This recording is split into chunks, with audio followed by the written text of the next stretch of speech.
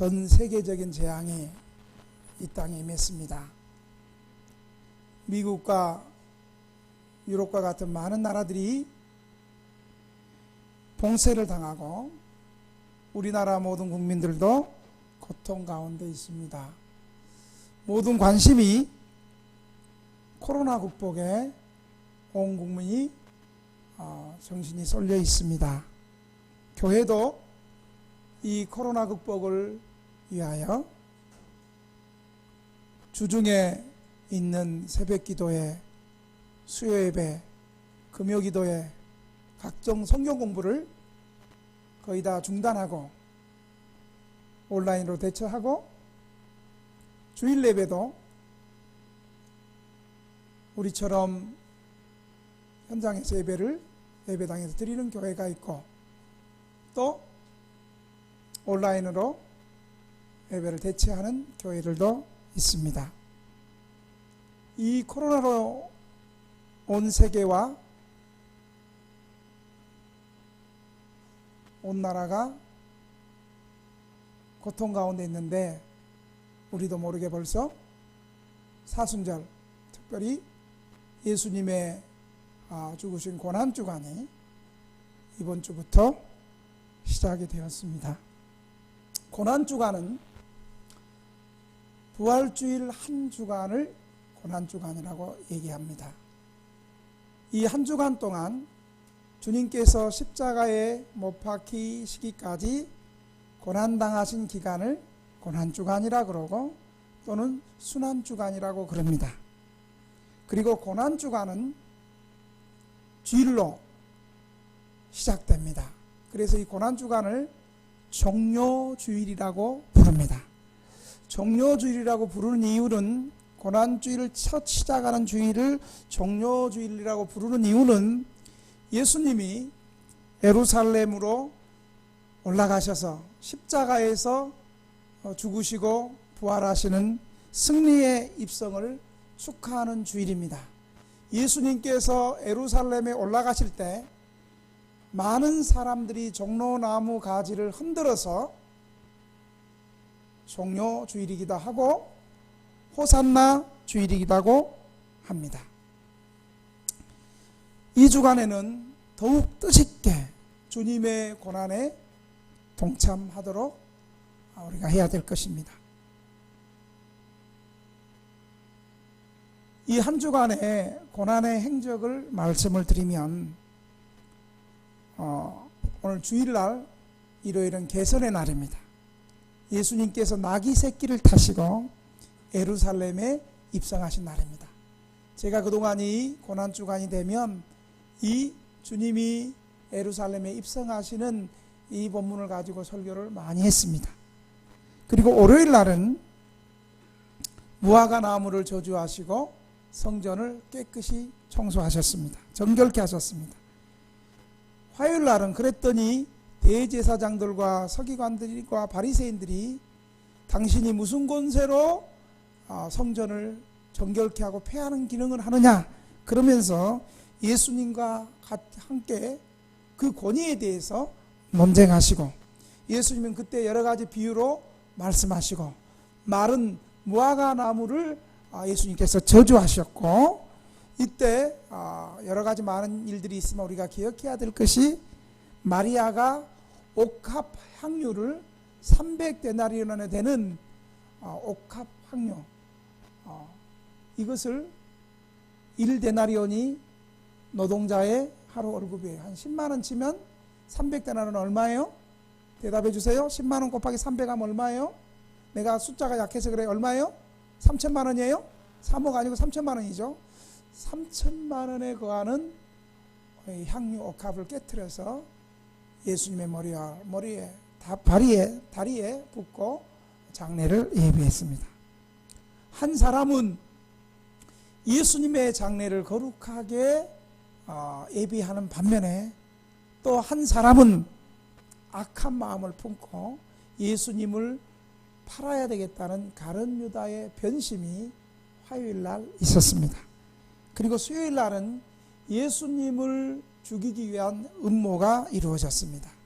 그리고 목요일 날도 역시 많은 일들이 있었는데 목요일 날에 이제 예수님께서 유월절 식사를 하시고 그리고 유월절 식사를 성만찬으로 제정하시고 제자들의 발을 씻기시고 베드로의 3번 부인할 것을 예고하시고 주님의 고별 설교와 겟세마네 동산에서 기도하시는 것을 볼 수 있습니다. 그리고 금요일 날은 순환의 날인데 이제 예수님께서 겟세마네 동산에서 가룟 유다와 그 무리들에게 군사들에 의해서 주님이 잡히셨습니다. 그리고 대제사장의 장인 안나스에게 신문 받고 빌라도에게까지 수많은 신문을 받으시고 십자가를 지시고 골고다 언덕에서 십자가에서 죽으셨습니다. 그리고 시신을 돌무덤에 안치었습니다. 토요일 날은 로마 병정들이 예수님의 무덤을 지키고 있고 예수님이 약속하신 주일 새벽에 예수님이 부활하셨습니다. 무덤을 깨뜨리고. 아멘. 그때 이 부활을 가장 먼저 목격한 사람이 누구예요? 막달라 마리아였습니다. 그리고 수많은 제자들에게 예수님이 나타내 보이시고 엠마오로 가는 2제자에게 나타나시고 12제자에게도 나타나시고 의심 많은 도마 디두모라는 제자에게도 나타나시고 그리고 부활하셔서 부활 이후에 11명의 제자들에게 또 나타나시고 고기 잡는 갈릴리 제자들에게도 나타나셔서 그들에게 다시 용서하시고 사명을 회복하시고 지상명령을 주시고 주님이 승천하셨습니다. 이것이 이번 주 한 주간의 고난주간의 일정입니다. 오늘 저는 특별히 금요일에 있었던 사건, 고난주간 가운데 금요일에 있었던 사건을 묵상하면서 고난주간 금요일에 있었던 본문의 말씀을 가지고 함께 은혜를 나누기를 원합니다. 목요일날 최후의 만찬도 끝나고 제자들과의 이야기와 기도도 끝났을 때 예수께서는 제자들과 함께 다락방을 떠나셨습니다. 겟세마네 동산으로 가기 위해 급한 계곡을 따라 내려가 기드론 시내를 건넜습니다. 기드론 시내를 건너고 동산에 도착했을 때 가룟 유다가 수백 명의 군사와 대제사장들과 종교지도자들과 하인들과 횃불과 무기들을 동원해서 예수님께 나왔습니다. 예수님 잡으러 오셨죠. 이들은 가룟 유다와 수많은 군사들은 아마 예수님이 미리 아시고 나무에 숨거나 돌바위 쪽에 웅크리고 있거나 구석진 곳에 숨어 있을 줄 알았습니다. 그런데 예수님께서 숨어 있지 않고 그 군사들을 향해서 예수님이 먼저 가서 당당하게 예수님이 먼저 너희가 누구를 찾느냐 물었습니다. 그때 가룟 유다가 그 군병들이 나사렛 예수를 찾는다라고 말하자 내가 그러다. 그래서 오늘 본문 설교 제목이 그겁니다. 따라합시다. 내가 그러다. 예수님께서 내가 너희들이 찾는 나사렛 예수다 라고 당당하게 말씀하셨습니다. 그러자 그 말을 듣자마자 그들은 뒤로 물러서서 땅에 팍 엎드려졌습니다. 왜 주님이 크게 분노하지도 않고 소리를 지르지도 않고 나 같으면 이 양 잡혀갈 거 잡혀가더라도 큰 소리로 소리를 치고 소리만 치면 괜찮겠는데 아마 욕도 좀 나왔을 것 같아. 이런 이씨 하면서 욕이 좀 나왔을 것 같은데 예수님은 부드러운 음성으로 내가 당당하게 내가 그러다. 내가 너희가 찾는 나사렛 예수가 바로 나다. 2번씩이나 말씀했습니다. 그러자 그들이 그 말씀 앞에 뒤로 물러서서 엎드려졌습니다. 왜 엎드려졌을까요? 첫째, 이들이 예수님의 내가 그러다라는 말씀 앞에 엎드러진 것은 기도에 승리하신 주님의 능력 때문입니다. 예수께서는 홀로 무장하지 않는 채 서 있었습니다. 그러나 가룟 유다는 수백 명의 군사와 종교 지도자들과 횃불과 무기들을 가지고 예수님을 잡으러 모든 방비를 하고 무장을 하고 나타났습니다. 하지만 그들은 예수님을 마주쳤을 때 예수님께서 너희가 누구를 찾느냐? 바로 내가 너희가 찾는 나사렛 예수다. 내가 그러다. 이 말씀을 했을 때 그들은 혼비백산하여 뒤로 물러나서 땅에 엎드려 처박혔습니다. 이 순간 예수님께서 내가 그러다 말씀하신 그 순간 예수님에게서 어떠한 능력이 흘러나왔습니다.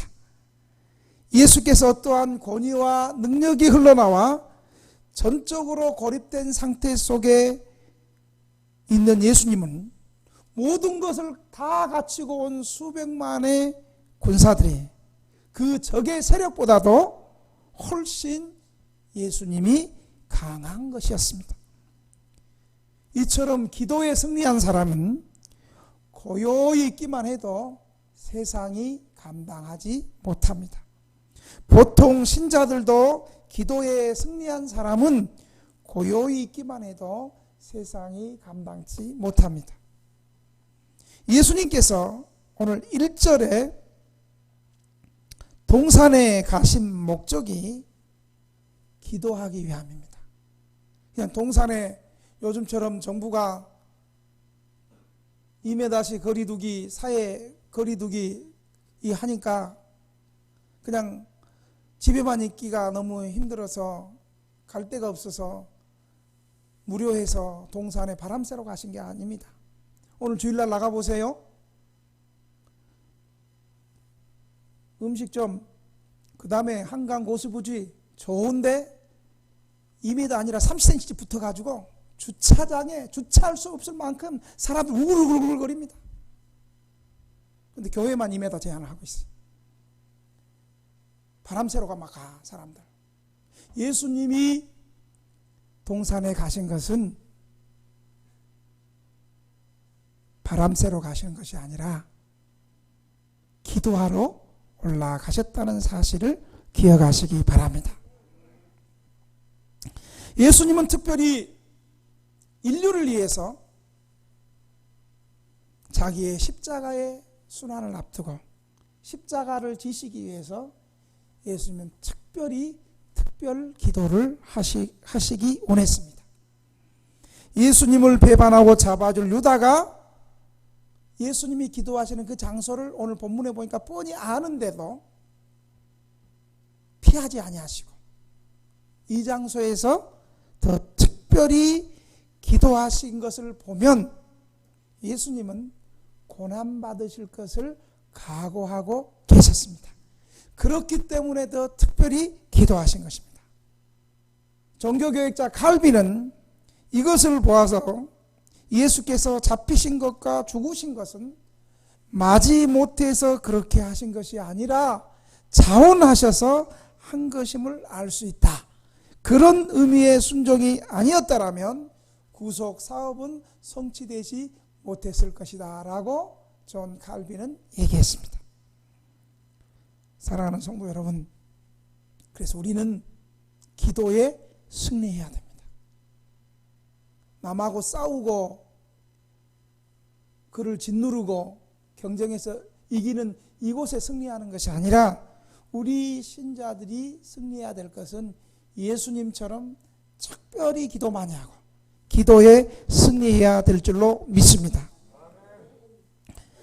기도하는 것은 하나님 앞에서 내 자신이 지는 것입니다. 하나님께 내가 정복되어지는 것입니다. 내가 하나님 앞에 굴복하는 것입니다. 여러분 왜 은혜 받으러 가자고 왜 기도 안 해요? 내가 분명히 싸우다가 기도해 보면 내가 기도하면 먼저 내 욕심과 내 정욕과 내 자존심이 먼저 죽어야 되고 기도하면 내가 먼저 화해의 손을 내밀어야 되고, 기도하면 내가 먼저 양보해야 되고, 기도하면 내가 먼저 헌신해야 되고, 이거 뻔히 아니까 기도를 안 해. 그렇죠? 기도하는 사람이 먼저 하나님 앞에 죽어져야 되는 것을 알기 때문에 많은 사람들은 기도하기를 애쓰지 않습니다. 예수님은 겟세마네 동산에서 예수님의 기도의 결론은 아버지, 내 뜻대로 마옵시고 아버지 뜻대로 하옵소서. 주님도 십자가 지기를 고민하고 힘들어했지만, 그러나 예수님이 땀방울이 핏방울로 변하기까지 간절히 기도하신 기도의 결론은 잘 먹고 잘 살고 부자 되고 안전하게 사는 것이 아니라, 그렇게 많이 기도하시는 것은 인류를 위해서 자기 몸을 십자가에서 죽으시는 하나님의 뜻에 순종하는 기도였습니다. 여러분, 우리는 특별히 고난주간에 이 기도를 많이 배워야 돼요. 여러분, 그동안 어떤 기도했어요? 늘 병 낫고, 어떻게 하면 쪽방에서 임대주택 가고, 어떻게 하면 좀 기인을 만나서, 등대교회 같은 기인을 만나서 내가 쪽방방세 없을 때 쪽방방세도 대신 내주고, 또 아멘 하시네, 그죠?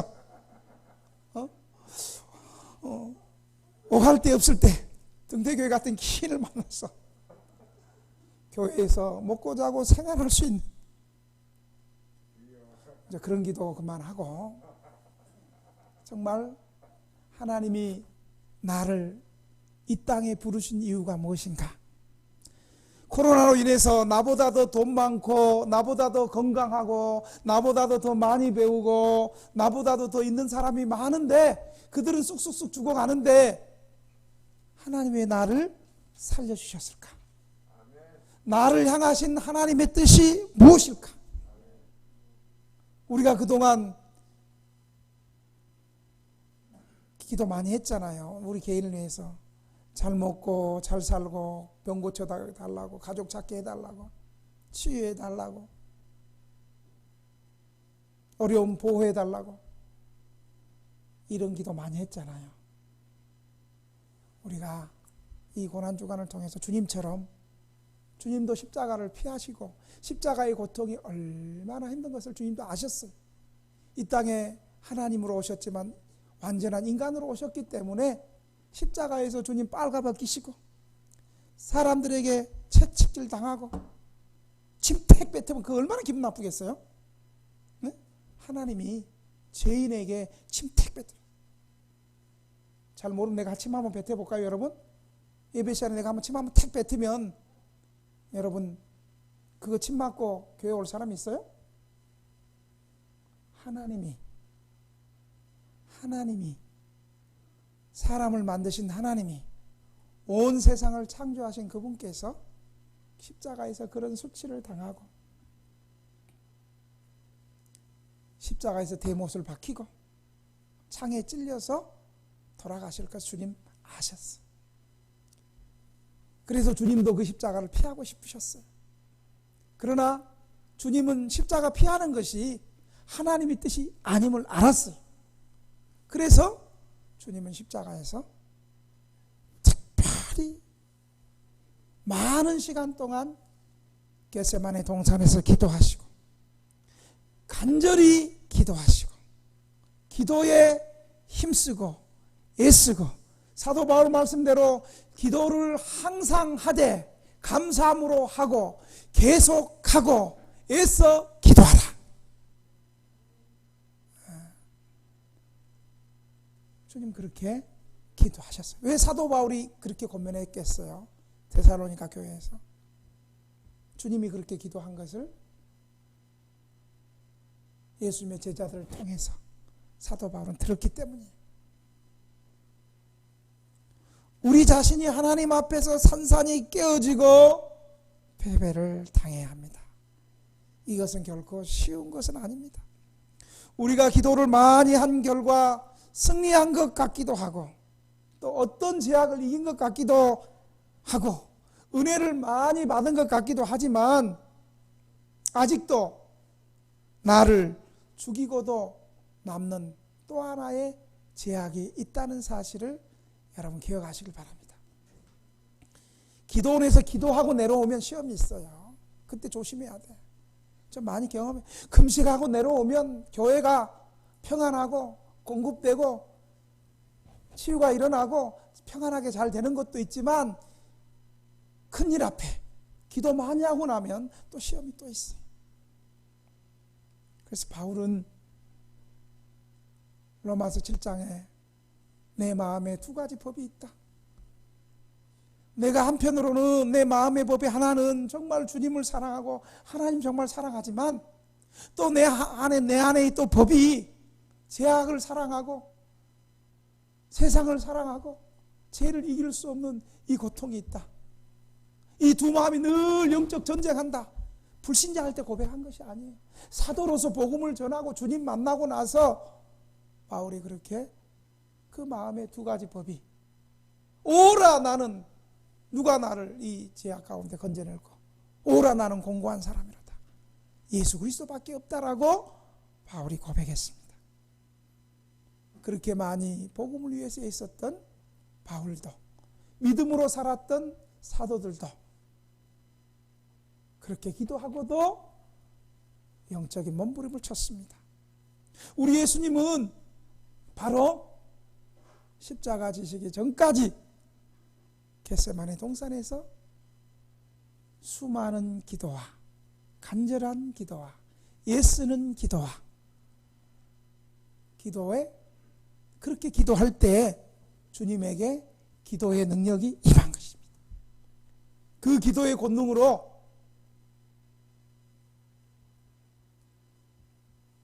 가룟 유다와 수백 명의 군사들이 주님은 부드럽게 내가 그러다 그 말 한마디 했지만 뒤로 물러서서 자빠졌던 것입니다. 사랑하는 성도 여러분, 특별히 우리는 깨어서 기도해야 됩니다. 요즘처럼 이 코로나를 지금 치료제도 안 나오고 약도 지금 개발되지 않은 상태에서 코로나를 누가 잠식시킬 거예요?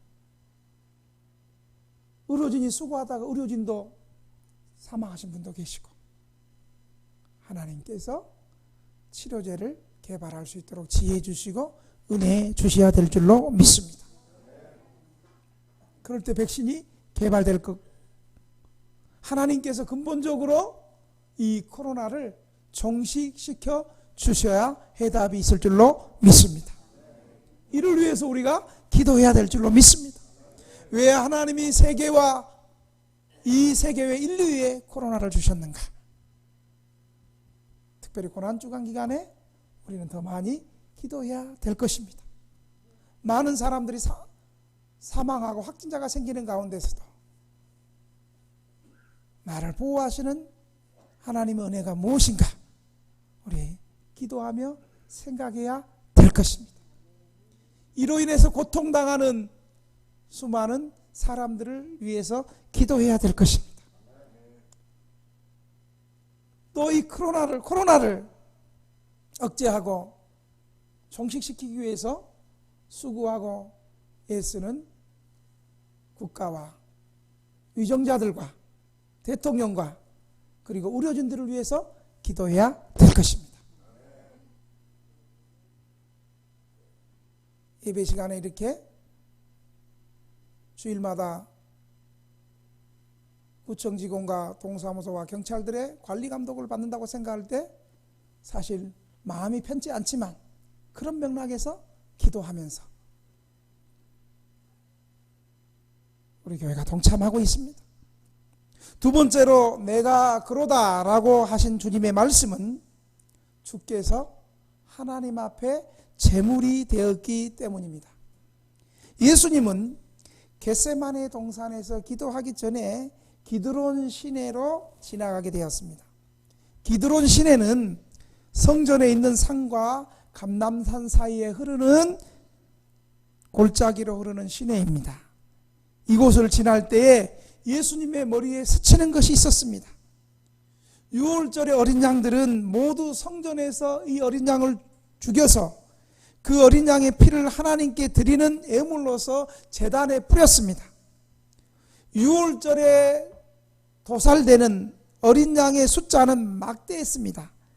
대체로 예수님 시대로부터 30년 후까지 호구조사를 실시했는데 그때 수가 25만 6천 마리였습니다. 그러면 25만 6천 마리를, 그 25만 6천 마리의 어린 양을 잡아서 그 피를 제단에 뿌렸다면 여러분 성전들이 어떻겠습니까? 피비린내 나는 그 피비린내 나는 악취와 진동과 짐승들이 살려달라고 애환하는 소리치는 소리와 피 튀김과 그 제단에서 흘러나오는 그 어린 양의 피들이 기드론 시내까지 수로가 되어 그 수로를 통해 유월절에 어린 양의 피가 기드론 시내로 흘러내렸습니다. 예수께서 기드론 시내를 건넜을 때 그곳은 아직도 희생의 제물로 드렸던 어린 양의 피로 붉게 물들어 있었을 것입니다. 분명히 예수님은 그 시내를 건넜겠지만 그때 예수님의 마음속에는 내가 십자가에서 죽어야 되는데 저 피는, 저 동물 제사는 내가 십자가에서 피 흘려 단번에 죽음으로 해결해야 될 피인데, 주님은 그 흘러나오는 피를 보면서 자신이 십자가에서 희생될 것을 주님은 아마도 생각하셨을 것입니다. 특별히 겟세마네 동산의 기도로서 제물 대신 생활의 절정을 이루셨습니다. 제물은 순해야 됩니다. 제물은 살아있으면 제물이 될 수 없습니다. 자기를 죽이려고 하는데 발바닥 치고 저항하면 제물로 바쳐질 수 없습니다. 제물은 죽음이 되어가지고 하나님 앞에 바쳐집니다. 그러나 제물은 신성합니다. 누구든지 마음대로 제물에 접촉할 수 없습니다. 예수님은 겟세마네 동산에서 기도하신 후에 대속의 제물로서 십자가에 못 박히실 분이셨습니다. 세례 요한은 요한복음에서 예수님을 보면서 세상 죄를 지고 가는 하나님의 어린 양이시다. 예수님의 온유하신 성품이 이제 특별히 드러납니다. 이제 예수님이 제물이 되신 거로 예수 믿는 우리 모든 성도들도 하나님 앞에 제물이 되어야 됩니다. 순환주간 가운데 내가 제물이다.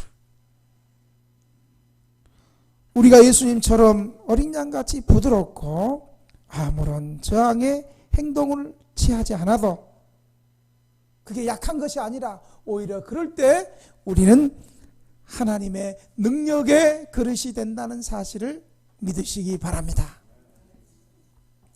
물론 우리와 예수님은 분명한 차이가 있습니다. 예수님은 자신의 몸이 제물더해서 온 세상의 속죄의 능력을 가져다 주었습니다. 제물 대신 예수님의 피에 참여하고 그 피를 믿기만 하면 우리 모든 죄인들이 용서함을 받습니다. 우리는 속죄의 공로를 낼 수 있는 제물은 못 됩니다.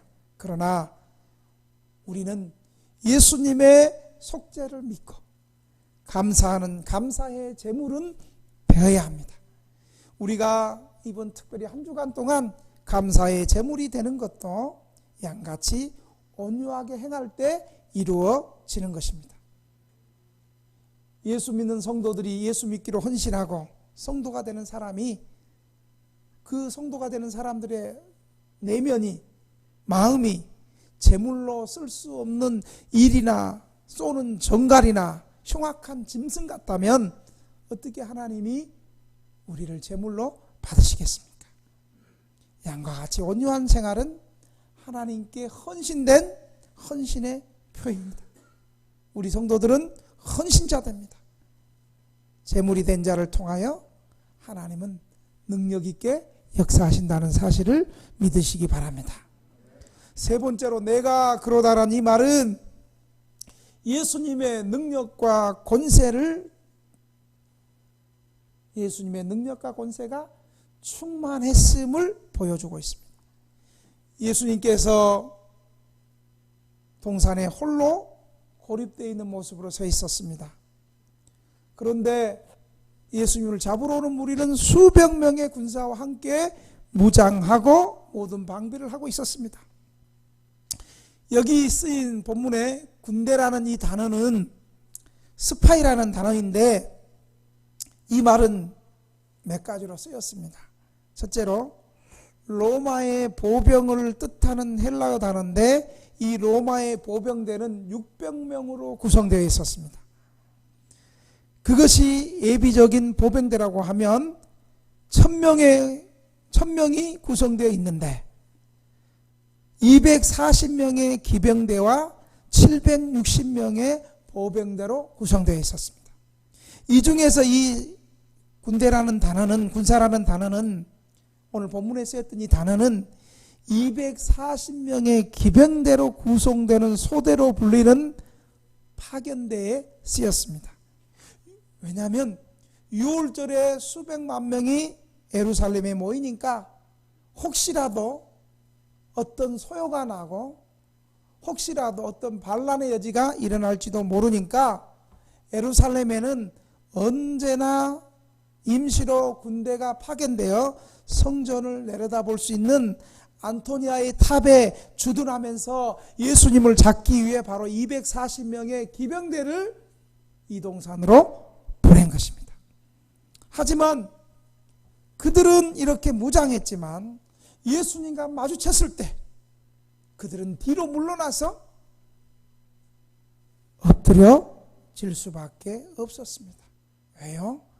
예수님은 성령과 능력과 권세로 충만했기 때문에 그 순간 그들이 아무리 수백 명의 군사가 왔다 할지라도 예수님에게 흘러나오는 그 능력에 의해서, 예수님의 능력과 권세에 의해서 그 권세가 너무나 충만해서 예수님을 앞에 그대로 물러나서 쓰러질 수밖에 없었습니다.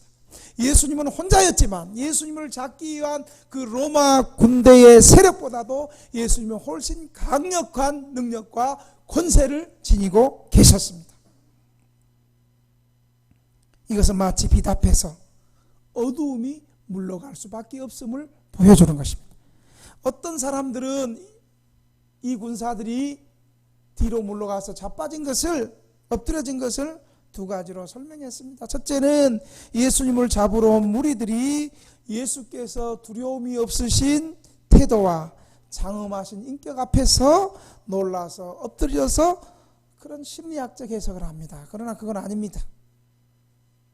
그 군대가 엎드릴 사람이 아닙니다. 두 번째로는 이 군인들이 왔을 때 예수님의 말씀의 능력으로 위력 있게 큰 권능의 말씀으로 권세 있게 나타났기 때문에 이들은 그 두려움 속에서 쓰러졌다고 말하고 있습니다. 이 해석이 맞습니다. 주님께서는 능력의 말씀으로 천지를 창조하신 빛이 있으라고 말씀하신 그대로 이루어지고, 귀신은 떠나갈지라 하면 귀신이 떠나가고, 갈릴리 바다에서 배를 부서뜨릴 것 같은 폭풍 앞에서 고요하라 잠잠하라 했던 그 말씀 앞에 자연도 잠잠해지고, 죽은 나사로를 향해서 일어나라 말씀하실 때 죽은 자가 일어난 그 능력의 말씀과 권세의 말씀 앞에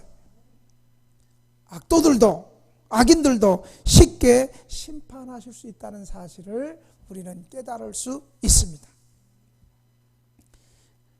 존 칼빈은 그리스도께서 내로다 내가 그로다 하시는 간단한 말씀으로도 이렇게 큰 권능을 나타낸 것은 이사야 11장 4절의 말씀의 성취를 보여준다라고 말씀했습니다. 이것을 보면 예수님이 잡히신 것은 예수님이 능력이 없어서가 아니라 다만 많은 사람들을 속죄하여 구원하시려고 그렇게 하신 것입니다. 마지막으로 내가 그로다 라고 말씀하신 것은 예수님의 자비로우심을 나타내고 있습니다. 예수님이 어떠한 분인가를 우리에게 말씀해 주고 있습니다. 여러분, 우리 7절부터 11절을 한번 읽어볼까요? 7절에서 11절 같이 한번 읽겠습니다. 시작. 이에 다시 누구를 찾느냐고 물으신대 그들이 말하되 나사렛 예수라 하거늘 예수께서 대답하시되 너희에게 내가 그러거니라 하였으니 나를 찾거든 이 사람들이 가는 것은 용납하라 하시니 이는 아버지께서 내게 주신 자 중에서 하나도 잃지 아니하셨사옵나이다 하신 말씀을 응하게 하려 함이니라. 이에 시몬 베드로가 칼을 가졌는데 그것을 빼어 대제사장의 종을 쳐서 오른편 귀를 베어버리니 그 종의 이름은 말고라. 예수께서 베드로더러 이르시되 칼을 칼집에 꽂으라. 아버지께서 주신 잔을 내가 마시지 아니하겠느냐 하시니라. 여러분, 예수님 입장에서 보면 평소에는 예수님께서 사랑하시고 예수님께서 기적과 치유와 공급과 이것을 통해서 예수님을 따르는 사람들이 많이 있었는데 예수님이 십자가에서 잡힌다 생각하니까 그 따르는 무리들이 다 흩어져 버리고 12제자도 흩어져 버리고 이제 베드로 혼자만 남았습니다. 그러면 예수님이 자기 살기 위해서 좀 예수님 마음에 서운하지 않겠습니까? 그런데 예수님은 마지막 죽기 직전까지도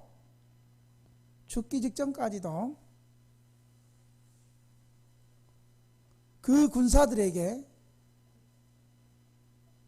설교가 안 돼요. 코 고는 사람들은 예수님이 아마 그때 그 베드로가 말고에 길을 자른 게 아니고 혹시 예배 시간 맨 앞에서 잠자는 사람이 코를 베지 않았을까 생각이 돼. 또 그들하고 아멘 하지 말고 말고의 귀가 아니고 혹시 코 아닌가? 말고가 예배 시간에 예수님 내가 그러다가 졸고 있으니까 바로 코를 이렇게 베지 않았을까? 이런 생각이 예배 시간에 졸은 사람을 생각할 때는 그런 생각도 한번 해봐요.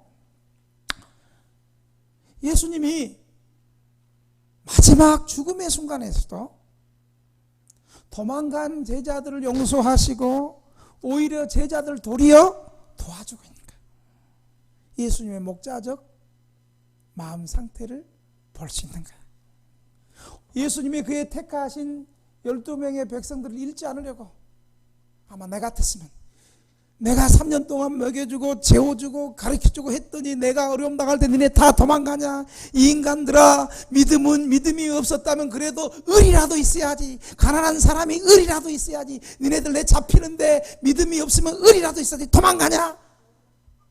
아멘 하지 말고요. 아마 그랬을 건데 예수님은 자기를 잡아준 군사들에게 너희가 찾는 것은 나 아니냐? 내 제자 12명은 손대지 마라. 그들은 가게 하라.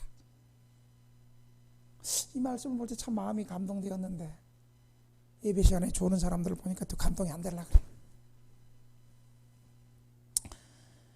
예수님은 십자가에서 죽는 그 순간까지 내가 여기 있다. 너희가 바라는 것은 나다. 나를 잡고 내 제자들은 가게 하라. 예수님께서는 자기의 위험보다는 제자들의 위험을 염려하고 계셨습니다.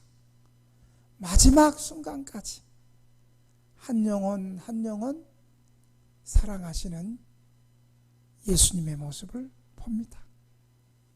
이 말씀을 묵상하면서 참 제가 너무너무 부족하구나. 나는 아직도 주님의 뒤를 쫓아가기는 너무너무 부족하구나. 절망감이 좀 왔습니다. 그뿐만 아니라 예수님을 잡는 대제사장의 종 말고의 죄를 사하시고 도리어 곧 죽으시러 가는데도 그 말고의 끊어진 길을 다시 고쳐주시고 치료해 주시는 주님의 모습을 볼 수 있습니다. 이것을 보면 예수님께서 이렇게 잡히시는 것이 힘이 없어서 잡히신 것이 아니라 성경에 기록한 대로 아버지의 뜻을 순종하기 위해서 어쩔 수 없어서 수동적으로 잡히는 것이 아니라 능동적으로 자진하셔서 우리를 죄 가운데 구원하시기 위한 것임을 우리는 알 수 있습니다. 사랑하는 등대교회 성도 여러분, 이 고난 주간에 예수님의 사랑과 긍휼과 주님의 대속의 죽음을 통하여 우리를 사랑하시고 구원하신 그 은혜를 기억하며 한 주간을 믿음으로 주님 묵상하며 나를 부르신 주의 뜻이 무엇이고 우리 등대교회를 향한 주님의 뜻이 무엇이고 이 땅에 사는 대한민국 백성으로서 하나님 나라 백성으로서 살아가는 주의 뜻이 무엇인가? 여러분 기도하시고 묵상하시고 응답받으시는 한 주간이 되시기를 주님의 이름으로 축원합니다. 기도하겠습니다. 하나님 아버지, 오늘 고난주간이 시작된 금요일날 내가 그로다라고 말씀하시는 예수님의 말씀의 능력과 권세를 저희들 묵상합니다. 그리고 마지막까지 군사들을 향해서 너희가 나를 찾으러 온 것이고 나를 상대하기 위함이지 제자들은 그만둬라, 나를 잡고 그들은 보내주라라고 마지막까지 십자가 지시면서까지 제자들을 사랑하시고 한 영혼을 사랑하시는 예수님의 그 사랑을 우리로 배우고 알게 하시고 우리도 그렇게 순종할 수 있도록 도와주시옵소서. 예수님의 이름으로 기도합니다. 아멘.